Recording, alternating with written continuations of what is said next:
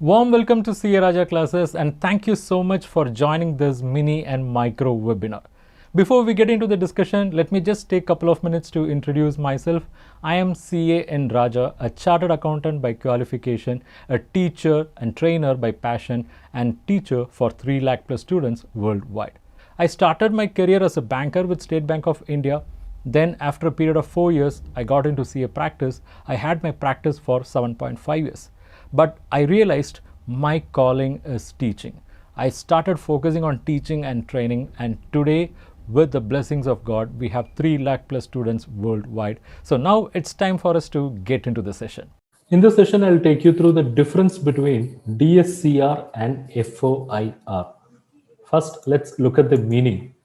What do we mean by DSCR? When we say DSCR, it stands for Debt Service Coverage Ratio.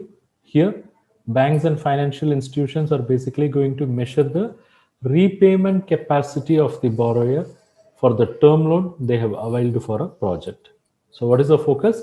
The focus is measuring repayment capacity of the borrower. Then what is FOIR? FOIR stands for Fixed Obligation Income Ratio.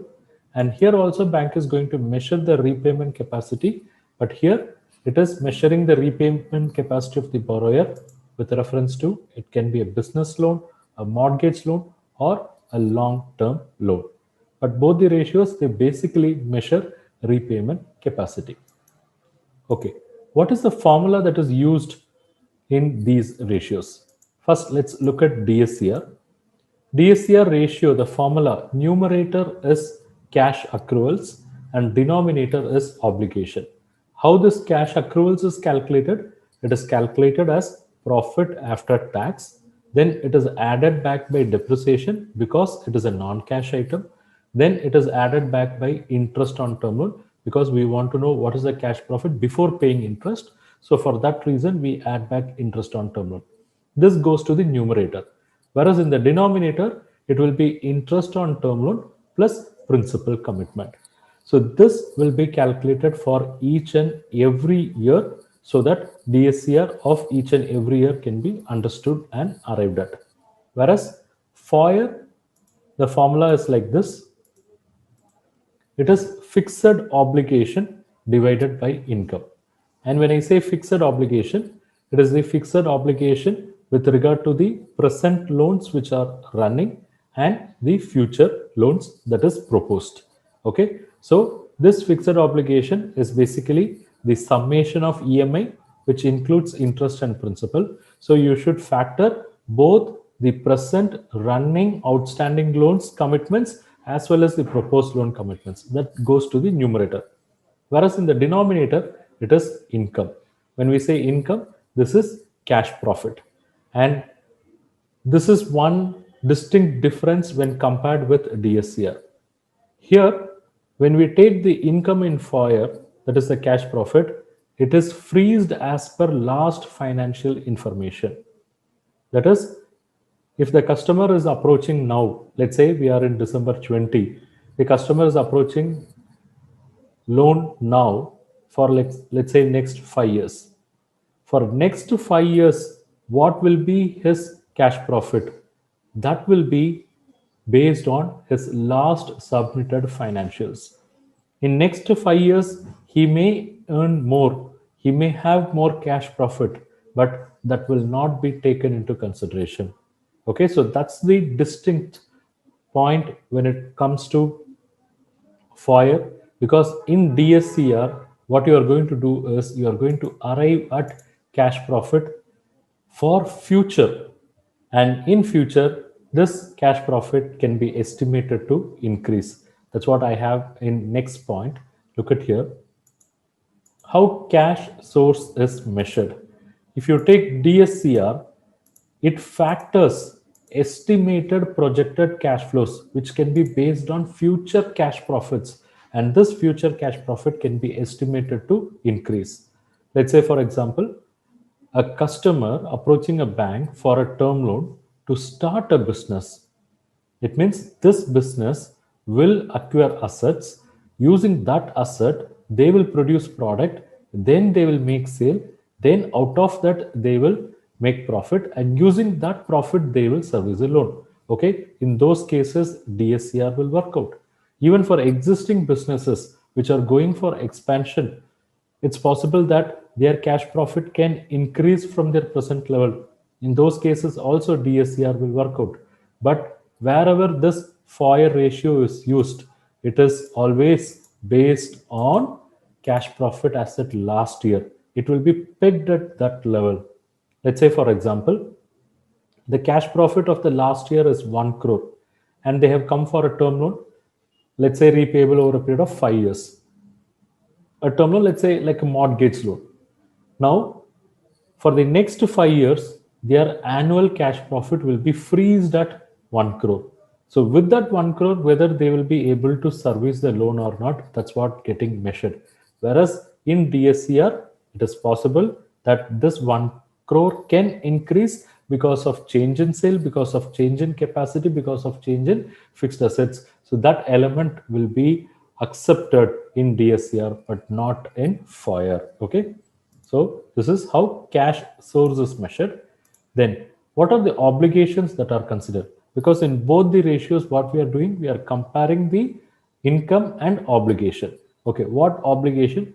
I think here both DSCR and FOIR does the same job. DSCR factors running past loan obligations as well as the proposed loan obligation. FOIR also factors running past loan as well as the proposed loan obligations. Okay. When DSCR is suitable, when FOIR is suitable. DSCR is suitable for project financing, let's say like term loan, because this is going to involve estimation, projection. It's possible future revenue can be estimated, projected to increase, same the profits and cash profits. Whereas FOIR can be used for medium to long term loans where the repayment is based on existing cash profit, existing capacity. That's why generally we see this in mortgage loan, business loans and all, right? And what is the minimum acceptable level? If you take DSCR, the minimum acceptable DSCR for each and every year throughout the loan tenor will be like 1.5 times every year. Of course, it could vary bank to bank depending upon the bank's risk perception. Conservative bank will say something like 1.5 times, whereas the banks which are ready to take a little bit of risk, they'll go even up to 1 time. Okay, this is every year. That is, if the loan is for 5 years, for each and every year, the ratio should be at least 1.5. And average DSCR will also be calculated, which should be at least 1.75. And again, it can vary bank to bank. That's about DSCR. Whereas FOIR, it is calculated in a kind of a reverse model because we are comparing the fixed obligation with the income. Okay, so fixed obligation is seen as a proportion of income. So it should be between 40 to 55%. So if fixed obligations are greater than 55%, it means they are leveraged. They may not become eligible for financing. But on the other side, if FOIR is below, much below, say somewhere like below 40%, it indicates they have much of repayment capacity. Okay, so these are the broader differences. Even other differences can be added, but these are all the differences which I wish to add.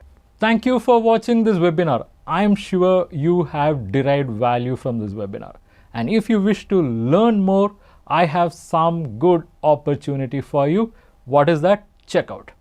It is this Credit and Financial Analysis Mastery course exclusively designed for bankers and for those who want to have bankers' point of view. This is a course which we have developed after a detailed analysis, a thorough discussion with several hundreds of bankers and finance professionals.